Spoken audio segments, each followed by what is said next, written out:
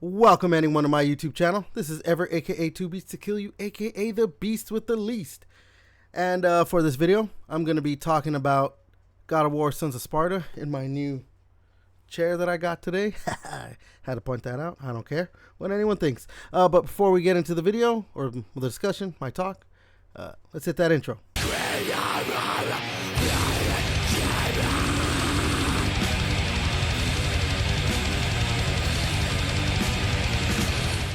Alright. So, God of War Sons of Sparta released, what? It was a shadow drop from the PlayStation State of Play almost a couple weeks ago now. I think it's on sale for $30. I don't remember. I know I just picked it up because, as you can tell, I'm kind of a God of War fan. You can't see. You know what? Let me see. I've got the axe. I don't have the blades of chaos, unfortunately, but I'll have to put that back later. One day, your boy's broke. So yeah, needless to say, I was excited. You know, with obviously they announced the God of War trilogy remake as well, but you know, a new game to play, and it's a Metroidvania. I do enjoy the Metroidvania genre. You know, obviously Castlevania, Super Metroid, but you know, there's Ori, there was that Prince of Persia game, you know, Hollow Knight, it's pretty good. I am forgetting the name of that one game that was an Xbox 360 arcade game, Shadow Complex. Like, games like that, really, really good. So yeah, you give me a good, at least serviceable Metroidvania, I'm a happy camper. So, yeah, with that, it's a serviceable Metroidvania. With a pretty good story. This, you can clearly tell that they are taking influence from the current God of War like trajectory when it comes to story, because it is Kratos with his brother. So yes, it is a prequel.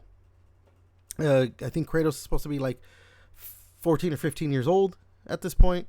His brother's obviously younger. So it is before he becomes the Ghost of Sparta and everything. And yeah, again, it clearly takes inspiration from God of War 2018 and Ragnarok, in that the story is two characters going on a journey together. The setup for this game is that they're training in, you know, I think it's called the Agoge, you know, the Spartan Goge and everything, to become Spartan warriors, obviously. But one of the other trainees goes missing, a character named Vasilis. So then they go on a search for him. So that's just the setup. I'm not going to spoil anything. And full disclosure, this is why this is my thoughts. I haven't finished the game just yet. Don't know how close I am, but yeah. So that's why this is my thoughts. I'm not gonna, and again, I don't like to do full reviews anyway. So yeah, that's the setup. But yeah, the dynamic between Kratos and his brother Deimos is the crux of everything. So their relationship and what they're going through, and obviously his brother, Kratos' brother, is the driving force of like, we need to do this. And there are some revelations later with Kratos of why he's obviously going through with it and everything. But yeah, so their dynamic and their relationship, and Kratos obviously being protective of his brother and everything, is the main driving force of the story. So if you're a big fan of, you know, 2018 and Ragnarok, yeah, Kratos having his discussion with a character that he clearly is trying to take care of and is maybe a little bit mean to. If that sounds familiar, this is right up your alley. Now, again, this is a side-scrolling Metroidvania game. The combat is, you know, it's mainly a spear. There's some magic abilities and other things you can get. Abilities to obviously traverse the world. So it's your standard fare. if you again you like Metroidvanias, this is gonna be right up your alley. And the spear is a pretty good, you know, weapon to use. Obviously, we've had the Blades of Chaos, we had the Leviathan axe in the Norse games. So yeah, a spear as a new weapon to use is very. I mean, we've had spears before, obviously, in the Greek trilogy and in Ragnarok. But so having a spear is a very familiar yet new thing in the series. And I also like what they do where they have I think it's called Spartan Spirit, where if you do a normal attack, you get yellow orbs for the Spartan Spirit. But if you use the Spartan Spirit, which is holding, I am forgetting right now what it is, R1 on the PlayStation controller, and then attack, you get health back. And that's the other thing. So orbs are back. So red orbs and everything to, well, in the way they were with the original games.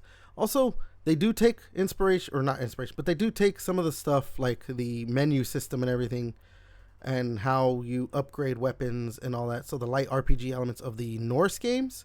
So it's a good mixture of like what got, the Greek stuff with the Norse stuff and everything. I will say that, as much as I do love those games, the Norse games, they're not my favorite of the God of War games. I am a little bit sad that they are still kind of going toward that style of God of War where it's more dramatic, not as over the top, and not as violent. This game, there is some violence, but it's nowhere near the over-the-top violence that the original God of War games were. It's more toward the violence where, yes, it is still pretty violent and still pretty bloody and gory, but clearly not the all cartoonish level of violence that we used to get, which, is making me a little sad and maybe nostalgic for those old games. Again, it's not too much of a detriment. It is just a little bit of a nitpick. But yeah, again, the gameplay is great. I think it's great. It looks good. It's clearly like they made the game, with more regular 3D models and then overlaid like a 2D-ish style over it. You can kind of tell, but the game looks gorgeous. The backgrounds look great. The music is really good. Bear McCreary is back again, and he did a good job. The voice acting really good. Yeah, and again, there's some surprises in the game, with the story, but obviously the main thing is, the gameplay is the main thing, but the story is clearly like a heavy focus, which is what they've been doing with God of War since 2018, or ever since they decided to leave the Greek stuff. The story is clearly the main focus ever since Cory Barlog took over, and that remains true with this game. Even though it's a different studio. It was a Mega Cat Studios, I believe. So yeah, serviceable Metroidvania, good gameplay, it works. The story, I like the story. I will say it is still just, not what I want completely out of God of War. So, this would be, if I were to give this a number at this point, it's a 7 out of 10, and I don't believe it's going to change at any time soon. So yeah, this is a very, it's a good game. If you're more into the Norse games, this is probably more for you than someone like me who's into the the older games and everything. But again, if you're a God of War fan, pick this up. If you're not a God of War fan, I think this is something you should check out.